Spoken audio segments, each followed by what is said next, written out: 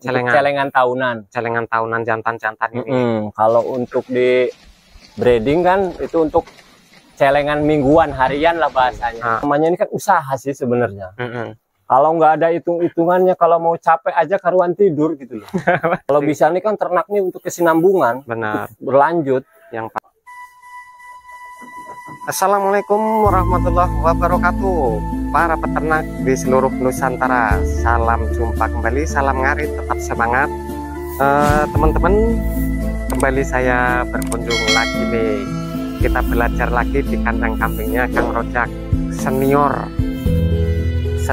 peternakan kambing, breeding ataupun fattening. Teman-teman, di sini ada dua-duanya gitu, ada breeding, ada fattening. Nah, nih beliau nih, Kang Rojak kembali. Sehat Kang Rojak? Alhamdulillah. Gimana Kang Misan? Alhamdulillah sehat juga. Oke Kang Rojak, nih buat teman-teman, alamatnya Kang Rojak nih di mana Kang Rojak nih? Alamatnya Dusun Taman Harum, Desa Rugu, Kecamatan Ketapang, Lampung Selatan. Oke, Kang Rojak habis pemberian pakan nih. Habis pemberian pakan alam. Nah, ini ngomong-ngomong mengenai pakan nih Kang Rojak. Sekarang kan ini perkembangan zaman mungkin ya, ada pakan ini itu fermentasi yang silase segala macam gitu. Nah, tapi Kang Rojak nggak menggunakan selama saya kesini gitu, maksudnya itu kenapa alasannya Kang Rojak? Ya kalau saya, satu, memang alam udah menyediakan sangat melimpah ruah daripada pakan sih ya. Ya kedua, ekonomi kita kan terbatas untuk beli pakan segala macam kan. Memang harus punya budget yang agak lumayan sih. Dan ketiga ya memang harus pengolahannya juga harus super. Ya memang harus segalanya ekstra. Tapi kalau untuk peternak sih, terutama peternak-peternak yang baru, ya terutama jangan kita terlalu terobsesi untuk senantiasa pakan fermentasi lah. Karena kita harus ngukur dulu kemampuan. Baik itu kemampuan ekonomi dan pengalaman. Karena mungkin di dalam faktor-faktor pakan fermentasi kan mungkin kita kalau belum berpengalaman nanti berisiko juga. Berisiko ya Kang ya? Iya, positif itu akan berisiko. Baik segi ekonomi maupun segi ke kambing. Oh iya ya. Kalau segi ekonomi udah jelas kan. Kita kalau nggak punya budget agak besar untuk segala macam pakan beli, otomatis kita akan menggunakan daripada budget yang sangat besar. Tapi kalau kita pakan alami sih, asal kita mau ngarit ya insya Allah sih kita nggak terlalu makan budget yang begitu besar lah. Gitu. Kalau misalnya kayak gini Kang ya, misalnya gini, untuk pakan kan kalau beli pasti ada biayanya gitu Kang ya.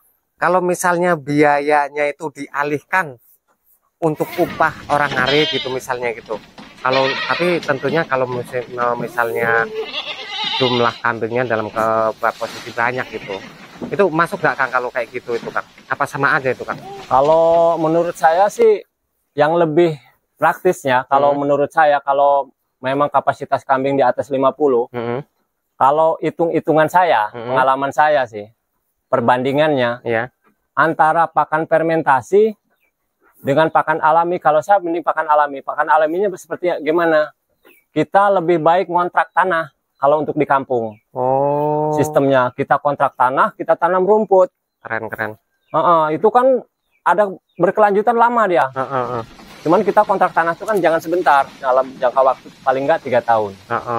3 tahun. Karena kalau sekarang, kalau untuk ngasih makan satu musim bongkaran, itu kalau kita pakan beli itu budgetnya sangat besar. Sangat besar ya? Iya. Jadi sangat hasilnya besar. Kita ini agak nipis gitu ya, tipis ya. Itu kalau semua dikalkulasi dengan sungguh-sungguh, sebenarnya itu kalau menurut saya sih kayaknya nggak kebagian kalau semua pakan beli itu. Cuman kebagian hahnya aja, satunya aja. Sekarang kita ternak sampai 200 ekor, 300 ekor. Wah kata orang, tapi hasilnya pasti hah. Hah juga ya? Iya, pasti hasilnya hah. Kalau semua serba beli, itu bolehlah. Karena yang udah-udah sih, saya perhatikan tuh, orang-orang tuh kan nggak ada manajemen keuangannya. Manajemen apa istilahnya, tata kelola keuangan untuk budget pakan tuh sebenarnya nggak ada kebanyakannya. Hanya punya uang, beli, nggak ada kalkulasinya. Benar. Oh jadi Justru yang tepat malah ngontrak. Kalau misalnya kalau nggak punya lahan gitu kalau ya. kita nggak punya lahan ini ya. Yang kalau kata saya lebih tepat kontrak tanah. Kontrak ya. Kontrak tanah kita tanam rumput dalam 1 bulan aja kan rumput pertama taruhlah pertama tanam itu 3 bulan kita udah mulai panen. Kesananya terus. Gitu ya. Iya, itu malah lebih ringan di biaya. Benar-benar. Bolehlah kita kalkulasikan, apalagi kalau yang berbudget besar lah.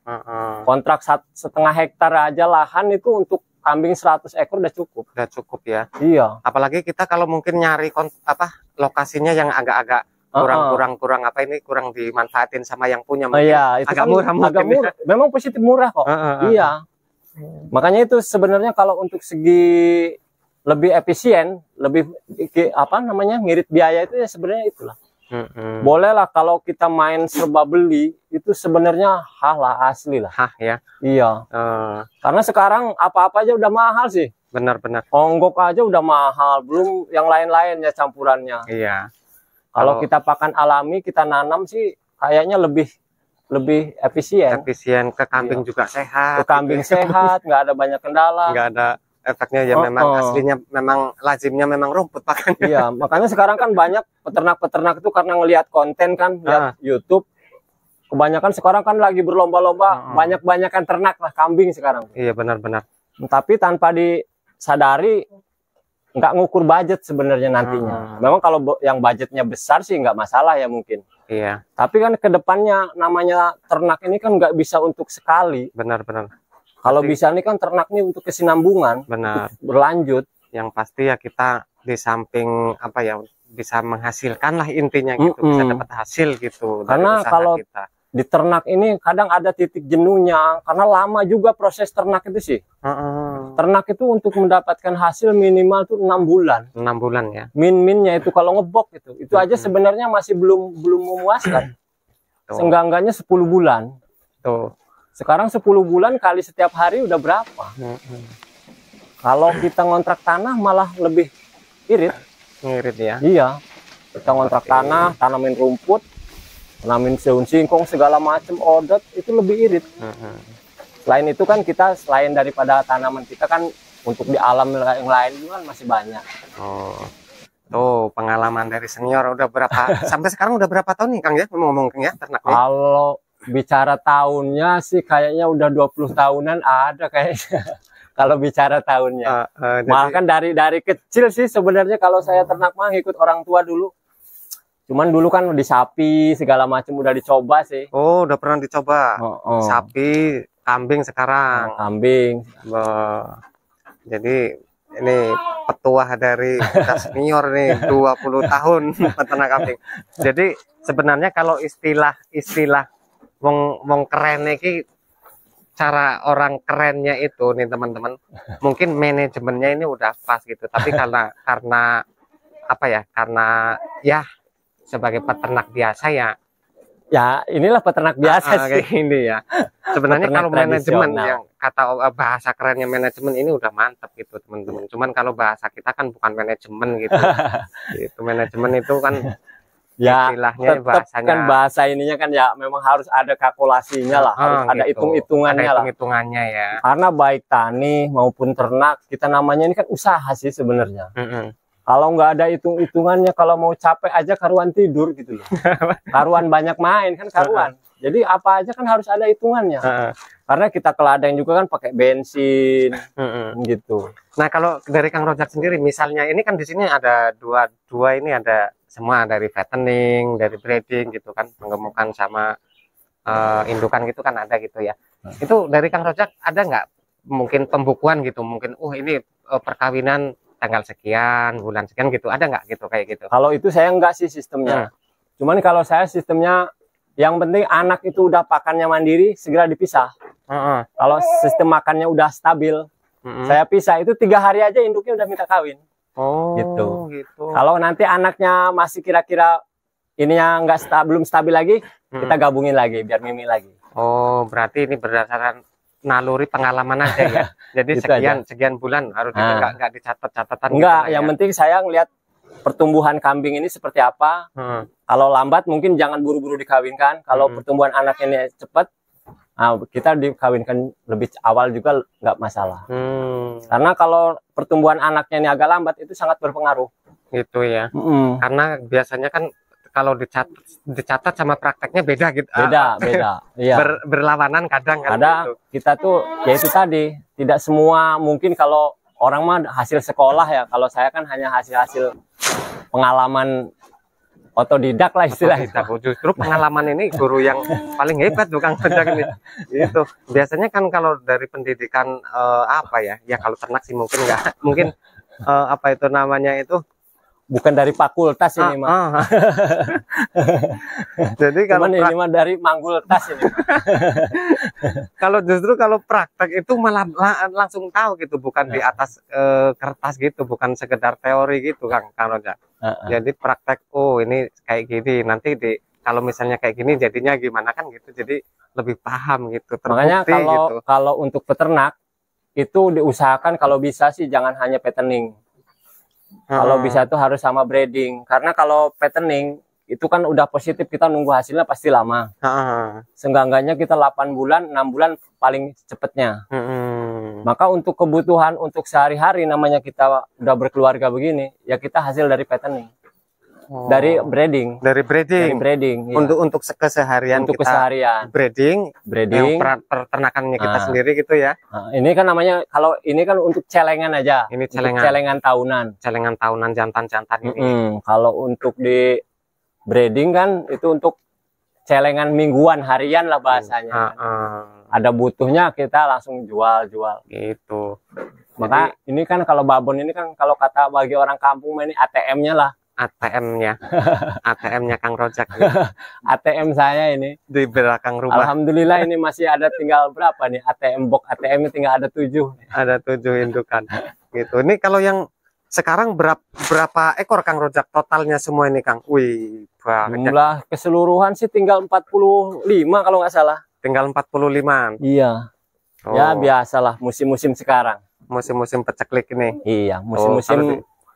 Berarti kalau Kang Rojak selama ternak memang full hijauan gitu full ya. Yang penting kalau saya tetap metodenya pakan asal. Pakan senemunya. Cuman memang dari dulu senemunya. Kalau nemu yang lagi bagus gini ya hijau ruyur-ruyur ya nemunya mungkin lagi rezekinya kambing lagi bagus. Kalau lagi musim kering ya damen kering, tebon kering. Oh iya ya, nih teman-teman kemarin jerami pati. Udah tak buang tuh kemarin karena sekarang udah gak mau lagi, udah musim ini. Nah, itu ada sisa sedikit itu. Iya. Kemarin stok kan. Tahu juga kambingnya Kang Rojak. Rasanya mungkin udah udah tahu lah. Tahu apa musimnya ini udah musim banyak rumput, masa dikasih jerami terus. Makanya udah. Jadi kambingnya minta jatah yang agak enak. Jatah yang agak enak. Makanya kalau bagaimana beratnya sebanyak ternak kita, kalau tetap kita menggunakan pakan asal ya nggak menjadikan suatu beban sih. Yang kita kan kebanyakan peternak ini menjadikan beban ini kalau kita ngikutin kambing. Tetapi seharusnya kan kambing yang ngikutin kita. Nah itu. Ya, nah ini Kang Rojak mengenai pakan asal itu tadi, itu cara pengajarannya juga mungkin menjadi beban nggak ya untuk para peternak lain gitu? Enggak sih, semua orang, semua peternak baik yang ini hal mudah sih sebenarnya. Bisa sebenarnya Kang Rojak? Bisa ya? Semua. Iya, tergantung kita. Kalau kata bahasa Jawanya mah antara tegel orang tegel lah. Kalau saya kan tegel ya, namanya kita, masa kita yang mau ditegelin kambing. Gitu. Jadi ini sebenarnya buat para peternak sebenarnya bisa ya untuk ngajarin pakan. Bisa mungkin. Semua peternak apa aja dikasihin mau kalau ternak. Yang penting gimana kebiasaan. Kalau kita biasakan memanjakan kambing ya selamanya kita repot. Nah, itu. Tapi kalau kita biasa pakan asal ya kambing pun biasa juga. Biasa juga lah ya. Iya, kayak saya kan makannya hanya sore aja. Pagi nggak nemu makan lagi, siang nggak nemu makan lagi. Tapi kambing juga kan nggak teriak. Iya benar-benar. Kambing nggak teriak, ya segi kegemukan juga tetap stabil. Nah, mengenai pakan sekali ini Kang Rojak, ada juga nggak sedikit orang yang nggak percaya nih Kang Rojak. Masa iya 1 kali dikasih pakan gitu kok? Tempat kambing saya aja dikasih 2-3 kali masih mbak. Iya memang kalau mungkin kayak ini waktu baru masukin ya. itu dalam jangka waktu 1 minggu, 1 bulan lah paling enggaknya, itu teriak-teriak itu ya wajar. Menurut saya ya silakanlah teriak. Kalau bagi saya teriak kambing itu nggak dibuat susah sih. Kalau bagi saya tanda teriak kambing itu tanda dia masih hidup dan bisa untuk menghidupi yang punya. Nah, jadi diambil enjoy gitu loh. Kambing teriak itu nggak dibuat susah. Kalau orang kan kambing teriak kadang dipukul kambingnya. Kalau saya enggak, saya ketawa. Kamu berarti masih hidup, masih bisa teriak. Insya Allah untuk menghidupi saya kan gitu. Jadi enjoy ternak itu, nggak menjadikan beban. Kalau misalnya mau belajar sistem ternaknya kayak Kang Rojak ya itu tadi, ilmunya seperti itu. Iya.